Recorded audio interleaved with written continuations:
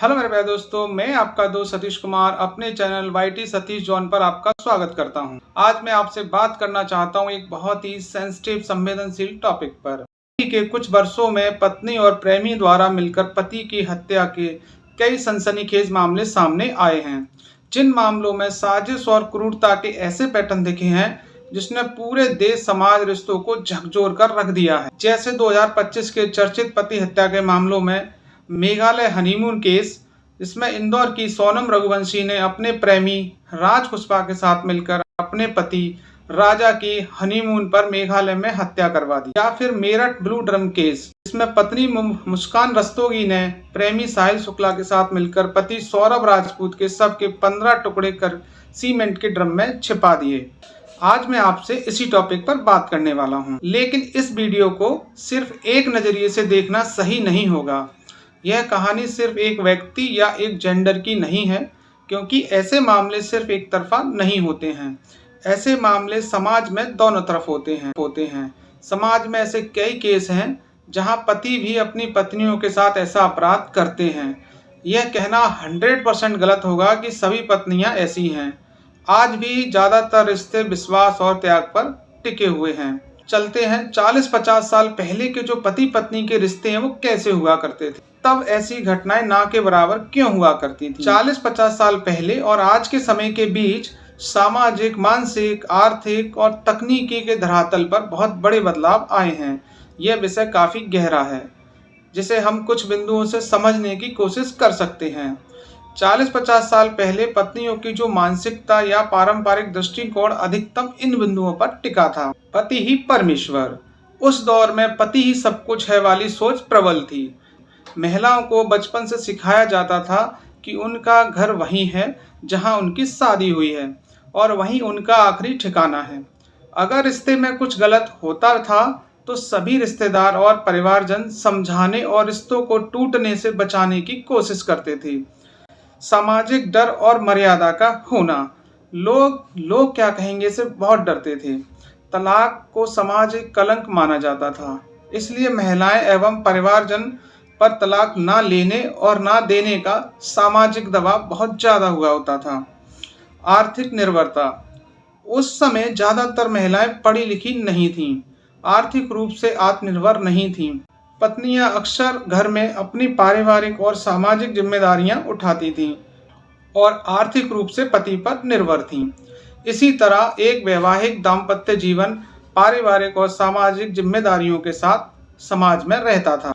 संयुक्त परिवार का होना, संयुक्त परिवार होने की वजह से घर के बुजुर्गों का एक नियंत्रण और अनुशासन होता था, जिससे गलत कदम उठाने की संभावना और हिम्मत कम होती थी।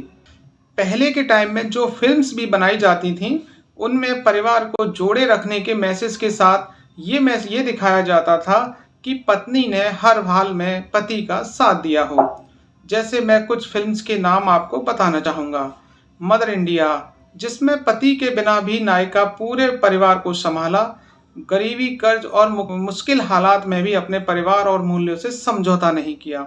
घराना मूवी, जिसमें दिखाया गया है कि कैसे संयुक्त परिवार में रहने वाली पत्नी जो हर परिस्थिति में रिश्तों को जोड़कर रखती है और परिवार और पति के बीच संतुलन बनाती है। ससुराल, शादी के बाद आने वाली समस्याओं में भी पत्नी पति का साथ नहीं छोड़ती है। अनुपमा, शांत समझदार पत्नी जो रिश्तों में प्यार और समझ को महत्व देती है। हम कह सकते हैं कि उस दौर में, या ये कहें 40-50 साल पहले, रिश्तों में एक अलग ही सच्चाई होती थी। उस दौर में रिश्ते मजबूरी नहीं, जिम्मेदारी और विश्वास से बनते थे। उस वक्त प्यार सिर्फ लफ्ज़ों में नहीं, जिम्मेदारियों में जिया जाता था। पिछले 40-50 सालों में आज के समय और रिश्तों में जो बदलाव आए हैं और जिनके परिणाम स्वरूप ऐसी घटनाओं में जो वृद्धि हुई है, उसके क्या क्या कारण हो सकते हैं, उनको समझते हैं। आज के समय में जो अपराध या घटनाएं देखने को मिलती हैं, उनके पीछे कई मनोवैज्ञानिक और सामाजिक कारण हैं। डिजिटल क्रांति और सोशल मीडिया, आज के समय में अनजान लोगों से जुड़ना बहुत आसान हो गया है। सोशल मीडिया के जरिए बाहरी लोगों से संपर्क बढ़ना कई बार एक्स्ट्रा मैरिटल अफेयर्स या अवैध संबंध का कारण बनता है। धैर्य की कमी, पहले लोग रिश्तों को ठीक करने में विश्वास रखते थे। आज रिश्तों को बदलने या खत्म करने की जल्दी होती है। शादी में थोड़ी भी कड़वाहट होने पर लोग बाहर सहारा ढूंढने लगते हैं। अपराध और मीडिया का प्रभाव। कई बार लोग क्राइम बेस्ड शो जैसे क्राइम पेट्रोल या फिल्में देखकर ये सोचने लगते हैं कि वे अपराध करके बच जाएंगे। कानूनी पेचीदगियों और कहानियों से प्रभावित होकर वे रास्ते के कांटे को हटाने जैसे हिंसक सोच पाल लेते हैं। लेकिन वो ये भूल जाते हैं कि हर क्राइम बेस्ड शो या मूवी का में एंड क्या होता है। नैतिक मूल्यों में गिरावट। समाज में रिश्तों की पवित्रता से ज्यादा शारीरिक और भौतिक सुखों को महत्व दिया जाने लगा है। जब नैतिकता कमजोर होती है तो इंसान सही गलत का भेद भूल जाता है। आज के दौर में मैं और मेरी खुशी पर ज्यादा जोर दिया जाता है। जब व्यक्तिगत इच्छाएं पारिवारिक जिम्मेदारियों से टकराती हैं तो कुछ लोग गलत रास्ता चुन लेते हैं, और जब नैतिकता कमजोर होती है तो इंसान सही गलत का भेद भूल जाता है। इसी तरह की जो हिंसक घटनाएं बढ़ी हैं वे दर्शाती हैं कि आज एक वैवाहिक दाम्पत्य रिश्ते में धैर्य की कमी, नैतिक मूल्यों में गिरावट और डिजिटल क्रांति और सोशल मीडिया का प्रभाव, अपराध और मीडिया का प्रभाव, आधुनिक जीवन शैली का दबाव और अवैध संबंधों का बढ़ना इंसान को इतना अंधा बना देता है कि वह अपने ही परिवार को तबाह कर देता है। अब हम समझते हैं ऐसी घटनाओं को रोकने या कम करने के लिए व्यक्तिगत, सामाजिक और कानूनी तीनों स्तरों पर काम करने की जरूरत है। यहाँ कुछ व्यवहारिक कदम दिए गए हैं। जैसे तलाक को विकल्प माने, अपराध को नहीं। हमारे समाज में तलाक को आज भी एक कलंक माना जाता है। इसी डर से लोग घुट घुट कर एक ही घर में रहते हैं, जो बाद में हिंसक साजिश का रूप ले लेता है। यदि साथ रहना मुमकिन ना हो तो कानूनी तरीके से अलग होना सबसे सुरक्षित और सही रास्ता है। यह समझना जरूरी है, एक बुरा रिश्ता खत्म करना किसी की जान लेने से बहुत बेहतर है। इसलिए सामाजिक दबाव को कम करें, कानून का डर और सख्त सजा देना।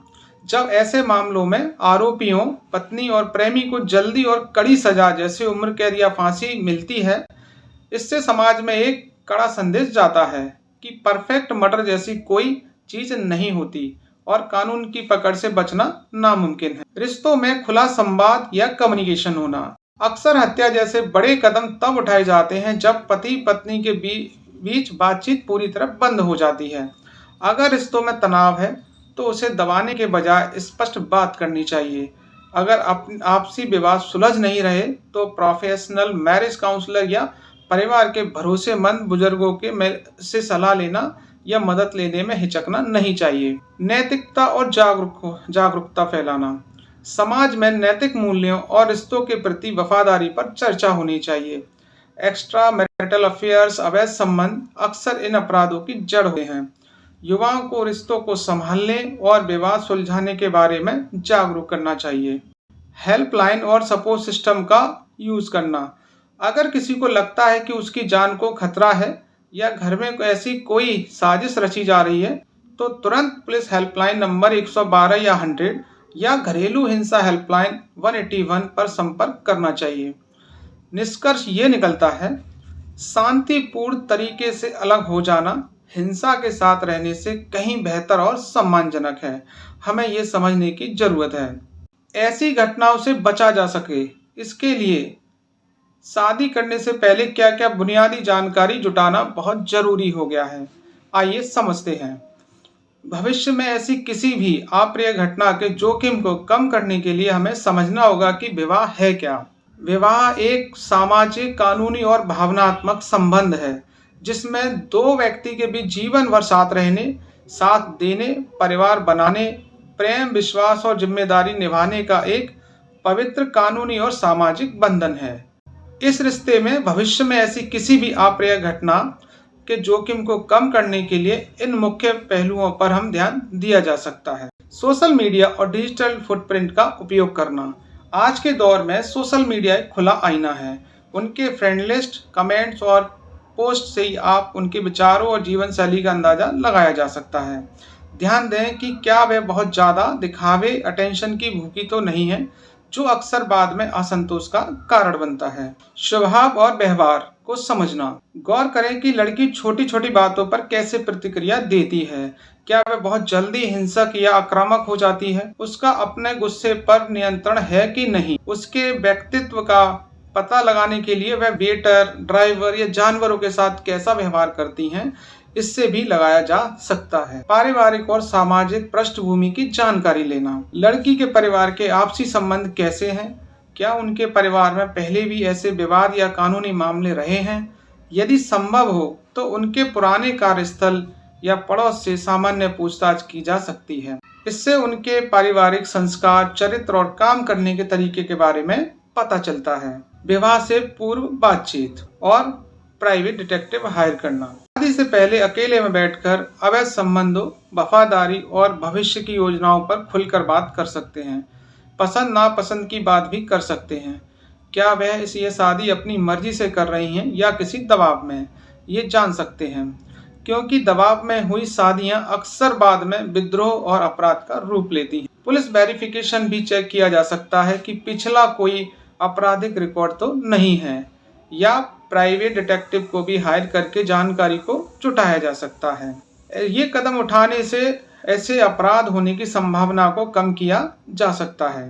पत्नी के द्वारा प्रेमी के साथ मिलकर पति की हत्या करने या करवाने के जो हाइलाइट्स केसेस हैं, उनकी हम बात करते हैं और समझते हैं। पिछले कुछ वर्षों में भारत में ऐसे कई हाई प्रोफाइल केस सामने आए हैं जहां पत्नी ने अपने प्रेमी के साथ मिलकर पति की हत्या की साजिश रची या हत्या में शामिल रही। इन घटनाओं में रिश्तों का टूटना, अवैध संबंध और अपराध होना तीनों शामिल थे। कुछ प्रमुख केस इस प्रकार हैं। Meghalaya honeymoon case. इंदौर की सोनम रघुवंशी ने अपने प्रेमी राज कुशवाहा के साथ मिलकर अपने पति राजा की अपने हनीमून पर मेघालय में अपने पति की हत्या करवा दी। मेरठ ब्लू ड्रम केस आपको याद ही होगा। पत्नी मुस्कान रस्तोगी ने प्रेमी साहिल शुक्ला के साथ मिलकर पति सौरभ राजपूत के 15 टुकड़े कर सीमेंट के ड्रम में छुपा दिए। देश के अलग अलग राज्यों से, शहरों से ऐसे और भी बहुत केसेस हमारे सामने आए हैं जिसमें पत्नी ने प्रेमी के साथ मिलकर पति की हत्या की हो या करवाई हो। या लेटेस्ट देव कृष्णा मर्डर केस हो, जिसमें पत्नी प्रियंका ने अपने प्रेमी कमलेश को अपने पति की हत्या करने के लिए 1 लाख की सुपारी देकर अपने घर में डकैती की साजिश रच के अपने सामने ही अपने पति की हत्या करवा दी हो। इन सभी केसों में रिश्तों में विश्वासघात और क्रूरता के या कुछ कॉमन फैक्टर देखे जा सकते हैं। अवैध संबंध का होना, आसान रास्ता चुनना, तलाक की बजाय अपराध को चुनना, आर्थिक या सामाजिक दबाव होना, पति पत्नी के बीच लगातार झगड़े होना, भावनात्मक या मानसिक असंतुलन का होना। आइए मेरे प्यारे दोस्तों, अब हम बात करते हैं इन अपराधों के डेटा या आंकड़ों पर। भारत में राज्य और देश स्तर के अपराध डेटा देखने का सबसे आधिकारिक स्रोत है वो NCRB है। NCRB stands for national crime record bureau. NCRB हर साल आधिकारिक वेबसाइट पर क्राइम इन इंडिया रिपोर्ट जारी करता है। अपराध डेटा के मुख्य स्रोत क्या हैं और कौन से हैं, आइए समझते हैं। NCRB national crime record bureau Bharat में अपराध के आंकड़ों का सबसे भरोसेमंद स्रोत NCRB है। यह क्राइम इन इंडिया नामक वार्षिक रिपोर्ट प्रकाशित करता है। OGD platform, open government data, Bharat सरकार के डेटा पोर्टल data.gov.in पर जिलेवार और राज्यवार अपराध के आंकड़े उपलब्ध हैं। इंडिया स्टेट, यह वेबसाइट भारत में अपराध और कानून संबंधी सांख्यिकी का एक विस्तृत डेटाबेस प्रदान करती है। इंडिया डेटा पोर्टल, जो विभिन्न अपराध प्रकारों और सोशल ग्रुप्स के आधार पर अपराध सांख्यिकी प्रदान करता है। National crime records bureau NCRB के आंकड़े और मीडिया रिपोर्ट्स में इस तरह के मामलों में वृद्धि देखी गई है। कानून की भाषा में इसे आपराधिक साजिश या क्रिमिनल कॉन्स्पिरेसी कहते हैं। NCRB की रिपोर्ट के अनुसार भारत में हत्याओं के पीछे अवैध संबंध और पारिवारिक विवाद सबसे बड़े कारणों में से एक हैं। NCRB की रिपोर्ट के अनुसार भारत में हत्याओं के पीछे अवैध संबंध और पारिवारिक विवाद सबसे बड़े कारणों में से एक हैं और इस तरह के मामले विशेष रूप से उत्तर प्रदेश, बिहार और मध्य प्रदेश में सबसे अधिक दर्ज किए गए हैं, जहां व्यक्तिगत रंजिश या अवैध संबंधों के चलते हत्या की घटनाएं सर्वाधिक होती हैं। आइए NCRB के आंकड़ों को समझते हैं। NCRB की हालिया रिपोर्टों और डेटा के आधार पर 2024 और 25 के आंकड़े कुछ इस प्रकार हैं। पिछले 5 वर्षों के दौरान भारत के केवल 5 प्रमुख राज्यों यूपी, बिहार, राजस्थान, महाराष्ट्र और मध्य प्रदेश में ही पत्नियों द्वारा पतियों की हत्या के 785 मामले सामने आए हैं। भारत में सालाना लगभग 250 से 300 पति अपनी पत्नियों द्वारा अक्सर प्रेमियों के साथ मिलकर मारे जाते हैं। इन हत्याओं के पीछे सबसे बड़ा कारण अवैध संबंध पाया गया है। उदाहरण के लिए 2022 में दर्ज ऐसे 271 मामलों में से 218 मामले अवैध संबंधों से जुड़े थे। एनसीआरबी की विस्तृत क्राइम इन इंडिया रिपोर्ट आमतौर पर 1 साल की देरी से आती है, लेकिन मीडिया और पुलिस रिकॉर्ड्स के आधार पर 2024-25 के आंकड़े इस प्रकार हैं। 2024 में 250 से 300 मामले उत्तर प्रदेश और बिहार में सबसे अधिक मामले दर्ज किए गए हैं। 2025 डेटा प्रक्रिया में है। जून 2025 तक हनीमून मर्डर केस और मेरठ मर्डर केस जैसे कई हाई प्रोफाइल मामले चर्चा में रहे हैं। 2026 का डेटा अभी उपलब्ध नहीं है, अभी साल चल रहा है, इसलिए आधिकारिक आंकड़े उपलब्ध नहीं हैं। अब हम बात करते हैं कि ऐसी घटनाओं से कौन कौन से राज्य सबसे ज़्यादा प्रभावित हैं। पत्नियों द्वारा पति की हत्या के मामले में सबसे अधिक प्रभावित राज्यों में उत्तर प्रदेश सबसे ऊपर है। दूसरे नंबर पर बिहार है। क्रमानुसार उत्तर प्रदेश, बिहार, राजस्थान, महाराष्ट्र और मध्य प्रदेश हैं। ये आंकड़े दर्शाते हैं कि अवैध संबंध के कारण इस तरह के अपराधों में चिंताजनक वृद्धि देखी जा रही है। आइए अब समझते हैं कि इन अपराधों के लिए सजा का क्या प्रावधान है। सजा के प्रावधान: अगर पत्नी और प्रेमी मिलकर पति की हत्या करते हैं तो उन पर निम्नलिखित धाराएं लगती हैं।